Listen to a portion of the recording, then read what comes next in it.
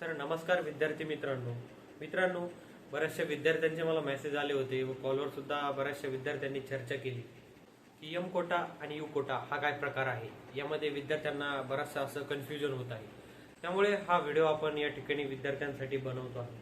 त्यापूर्वी जर आपण आमची कन्सल्टन्सी जॉईन केली नसेल तर स्क्रीनवरती तुम्हाला मोबाईल नंबर आणि QR कोड दिसत असेल त्यावर पेमेंट करून तुम्ही लवकरात लवकर आपली काउन्सिलिंग जॉईन करा। मित्रांनो, यामध्ये आपल्या काउन्सिलिंगमध्ये भरपूर असे फीचर्स आहे। आपण तुम्हाला रजिस्ट्रेशन सुद्धा करून देणार आहे। त्यानंतर तुम्हाला या ठिकाणी प्रेफरन्स लिस्ट तयार करून देणार व रजिस्ट्रेशन पासून तर ऍडमिशन होईपर्यंत जेवढे काही तुम्हाला डाऊट्स वगैरे जेवढे काही तुम्हाला अडचणी येतील त्या ठिकाणी आम्ही तुमच्यासाठी उपलब्ध असू। तर हे झाले आपले कन्सल्टन्सीचे फीचर। या ठिकाणी 500 रुपये आपले कन्सल्टन्सीची फीस आहे। ही पेड करून लवकरात लवकर आमच्या कन्सल्टन्सीमध्ये जॉईन करा। फार लिमिटेड सीट्सला आपण या ठिकाणी ऍडमिशन देतो।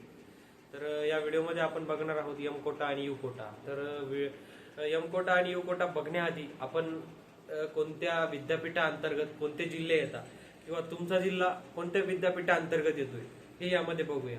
तर 1 नंबरला येतंय मित्रांनो महात्मा फुले कृषी विद्यापीठ राहुरी आणि जिल्हा अहिल्यादेवीनगर अहमदनगर हे या ठिकाणी विद्यापीठ आहे। हे या विद्यापीठाअंतर्गत कोणकोणते जिल्हे येतात हे आधी आपण बघूया। यामध्ये पहिले अहिल्यादेवीनगर येतंय, त्यानंतर नाशिक, धुळे, नंदुरबार, त्यानंतर जळगाव, पुणे, सोलापूर, सातारा, सांगली आणि कोल्हापूर एवढे जिल्हे या विद्यापीठाअंतर्गत येतात। त्यानंतर 2 नंबरला जर आपण बघितलं तर डॉक्टर पंजाबराव देशमुख कृषी विद्यापीठ अकोला हे विद्यापीठ विदर्भासाठी आहे। या ठिकाणी या विद्यापीठाअंतर्गत येणारे जिल्हे जर आपण बघितले तर अकोला, अमरावती, यवतमाळ, वाशिम, बुलढाणा, वर्धा, नागपूर, भंडारा, गोंदिया, गडचिरोली आणि चंद्रपूर एवढे जिल्हे या ठिकाणी या विद्यापीठाअंतर्गत येतात। त्यानंतर 3 नंबरला जर आपण बघितलं तर वसंतराव नाईक मराठवाडा कृषी विद्यापीठ परभणी या विद्यापीठाअंतर्गत आपण मराठवाड्यातील सगळे जिल्हे येतात। यामध्ये परभणी, हिंगोली, नांदेड, लातूर, धाराशिव, बीड, जालना आणि छत्रपती संभाजीनगर एवढे जिल्हे या ठिकाणी येतात। त्यानंतर शेवटचं आपलं बाळासाहेब सावंत कोकण कृषी विद्यापीठ दापोली रत्नागिरी हे विद्यापीठ आहे। या विद्यापीठाअंतर्गत रत्नागिरी, सिंधुदुर्ग, रायगड, ठाणे, पालघर, मुंबई एवढे जिल्हे येतात। तर हे झाले मित्रांनो कोणत्या विद्यापीठाअंतर्गत तुमचे जिल्हे येतात। तर या ठिकाणी एम कोटा आणि यू कोटा काय आहे आपण हे बघूया। या ठिकाणी यू कोटाला म्हणजे युनिव्हर्सिटी कोटाला विद्यापीठ कोट्याला 70% जागा राखीव असतात, रिझर्व्ह असतात।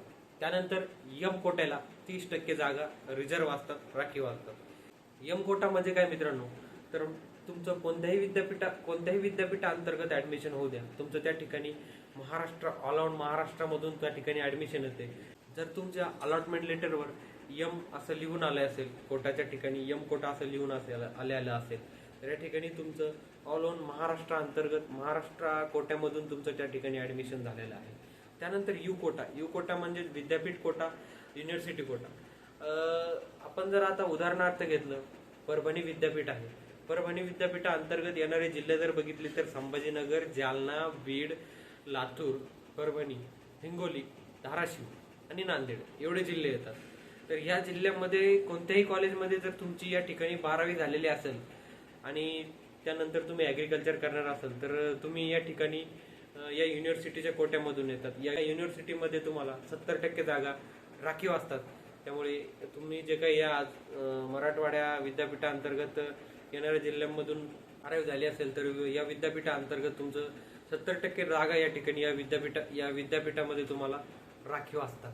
म्हणून हे झालं यू कोटा आणि एम कोटा। तुमच्या अलॉटमेंट लेटरवर आणि किंवा मागच्या कट ऑफ मध्ये जर यू कोटा दिसत असेल तर त्या ठिकाणी त्याचं युनिव्हर्सिटी कोटामधून ऍडमिशन झालेलं आहे आणि जर एम कोटा दिसत असेल तर महाराष्ट्र कोट्यामधून ऍडमिशन झालेलं आहे। हे झालं आपलं एम कोटा आणि यू कोटा। हा डाऊट जर तुमचा क्लिअर झाला असेल तर हा व्हिडिओ आपला जास्तीत जास्त विद्यार्थ्यांपर्यंत शेअर करा आणि त्यांचा सुद्धा डाऊट सॉल्व्ह करा। तर आपण भेटूया पुन्हा एक नवीन व्हिडिओमध्ये। तोपर्यंत धन्यवाद, बाय बाय।